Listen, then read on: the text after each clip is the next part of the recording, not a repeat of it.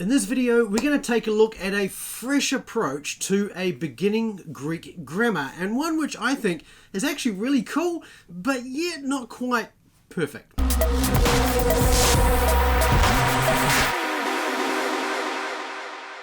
Hi, I'm Daryl Burling from Master New Testament Greek, and I help people, just like you, regular everyday people, learn to read the New Testament fluently in the original language. If you're interested in getting more out of the Word of God, then subscribe to this channel and hit the notify bell so that you find out when new videos are released. Before I start today, I just want to say quickly thank you so much to Logos Bible Software for sponsoring this video. This video is about a book that unfortunately may not make it into Logos Bible Software, and the reason for that is that the way this book is formatted. But most books that you would want to have on Logos, particularly around Greek grammars and things like that, you can get them on Logos Bible Software. So if you want to get a copy of Logos Bible Software, just go to mntg.me/logos and grab your copy and get 50% off the foundation license and a couple of free books at the link below. Now, in this video, we're going to take a look at what I think is probably one of the freshest approaches to a beginning Greek grammar on the market today. And I'm talking about this Greek grammar by Richard Gibson and Constantine Campbell, Reading Biblical Greek. Now, I really like this grammar in so many ways, and yet there's one or two things that I would just hold me back from really saying this is the grammar to go to. So let's talk about that and figure out what's good about this, what's not so good, who this is really for, because there is a group of people that this Greek grammar is perfect for. And it may not be quite who you have in mind. And one of the reasons this is such a fresh approach is that there's not a great emphasis in this on memorization. Now, that's not to say that there's no emphasis on memorization. There is. Dr. Gibson and Dr. Campbell acknowledge freely that if you're going to master verbs and nouns and all these things, there are paradigms to learn. But they're not really prescriptive about those paradigms as you come into this grammar. So every Greek grammar has a certain goal that the authors have in mind for writing the grammar. And this goal can be the goal determined for the teacher or for the student. And on this particular grammar, the goal really seems to be focused around the student, which is great.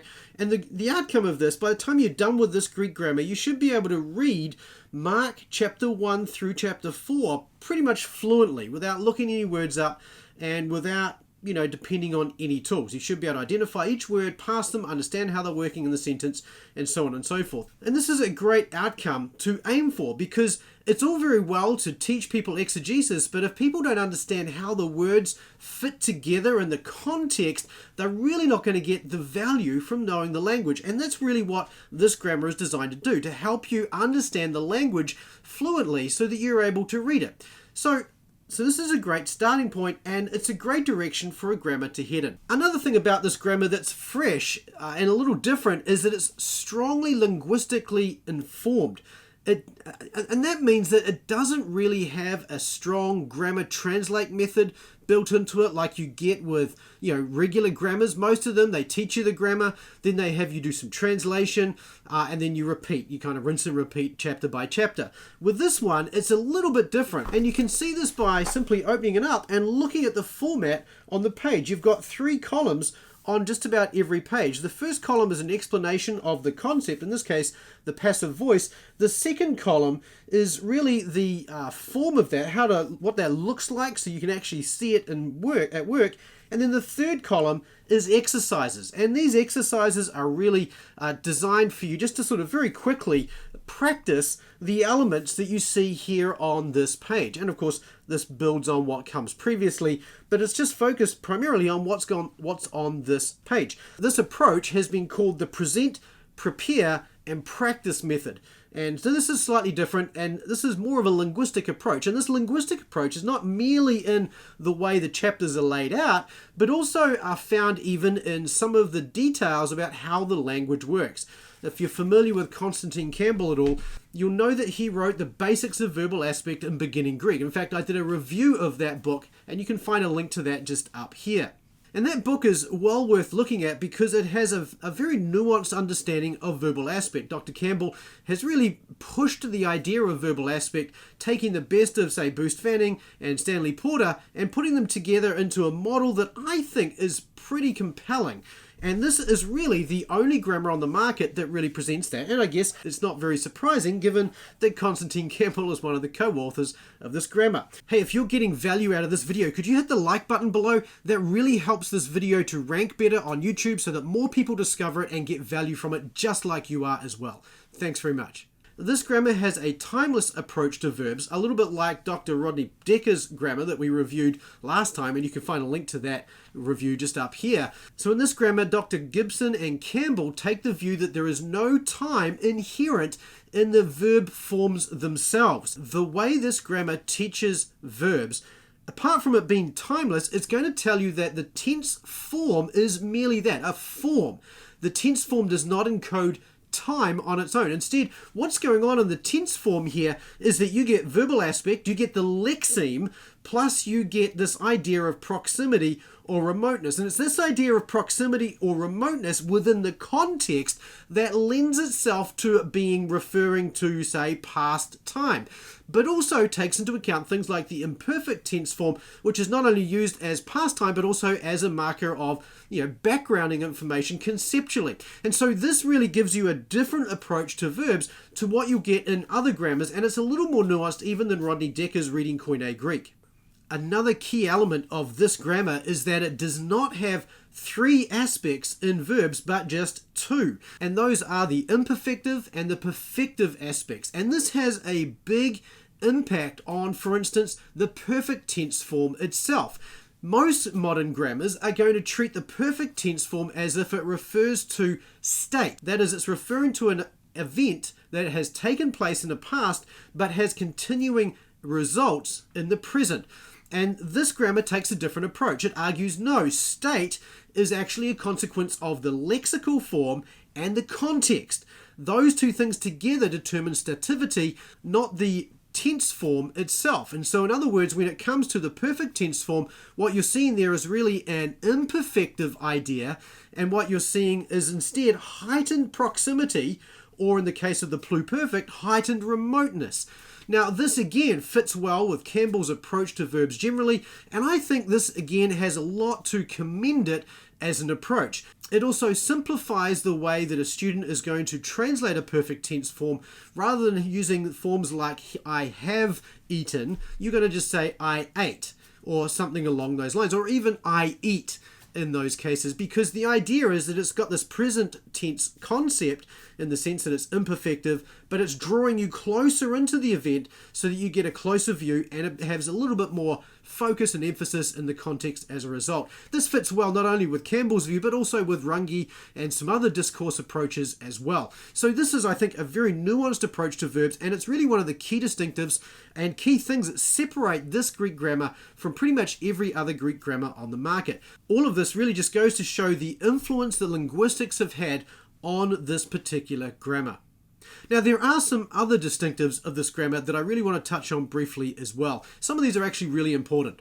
They say right at the beginning that this is not designed to be a reference grammar. This is designed purely as a first-year grammar only, and that's reflected in the size of it. You can see here you've really got less than 100 pages of actual grammar content. Then you've got quite a bit in terms of appendices in the back. So it's quite a thin grammar, and this actually has significant implications for how you're going to use this grammar in the real world. And really the biggest way that this impacts things is that, as you can see, and as we saw a moment ago, the descriptions you have for each one of these chapters are actually very short.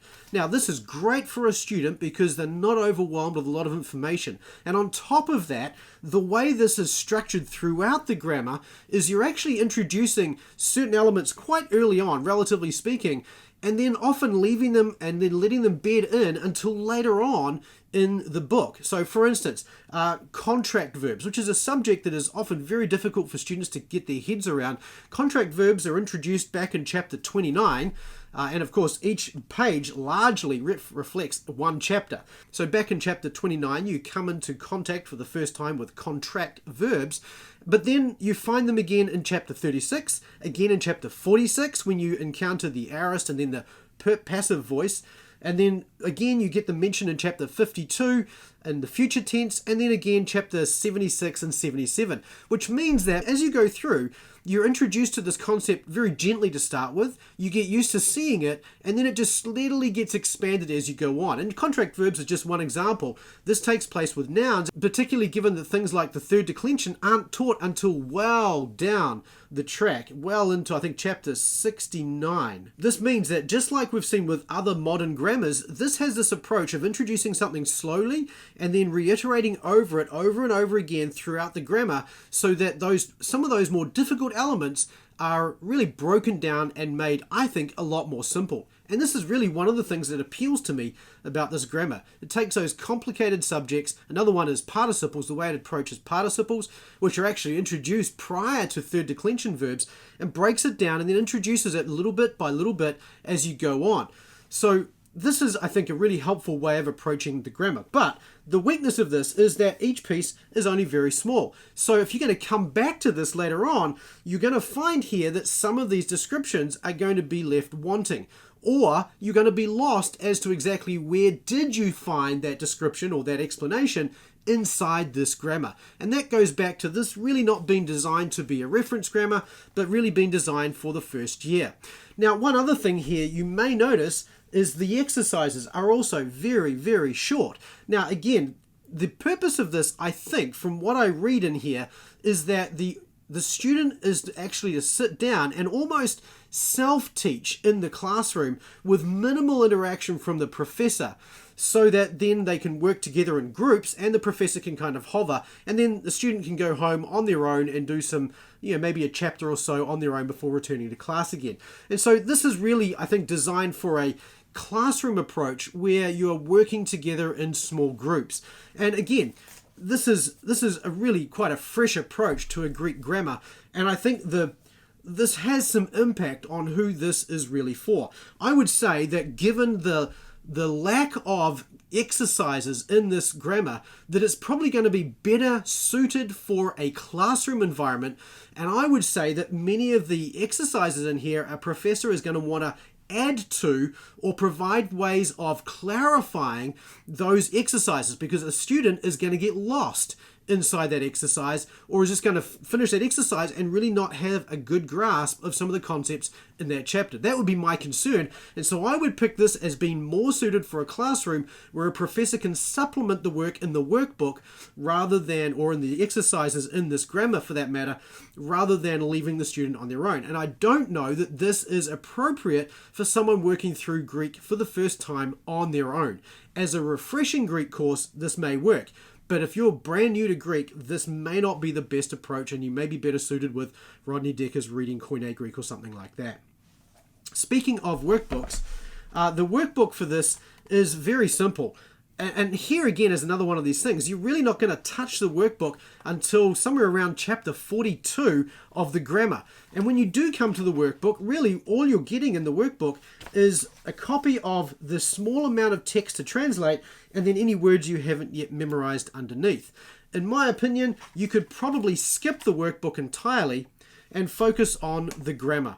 And maybe just, again, this is where a professor in a classroom might be able to supplement the grammar with this kind of material themselves without requiring the student to go and purchase it. So there's some quick fire distinctives of this. So let me take you through some of the positives and negatives of this grammar at a high level, just to give you my sort of overall ideas. First of all, I think this has a very good approach to verbs, and certainly if you're going to go on in biblical Greek and read biblical Greek, I think this approach to verbs is very, very good. So I think this is going to serve you well over the long run.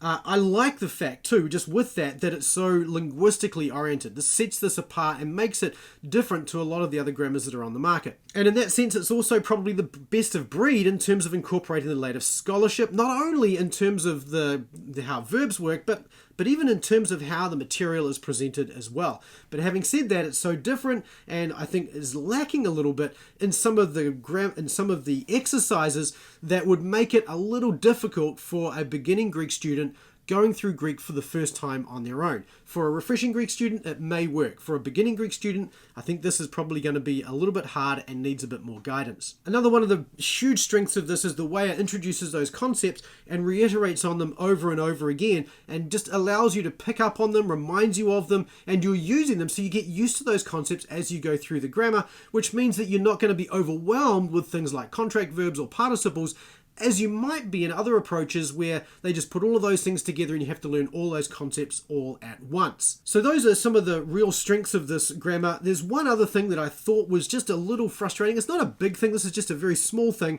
and that is that often you find terms in here that are introduced prior to them being defined.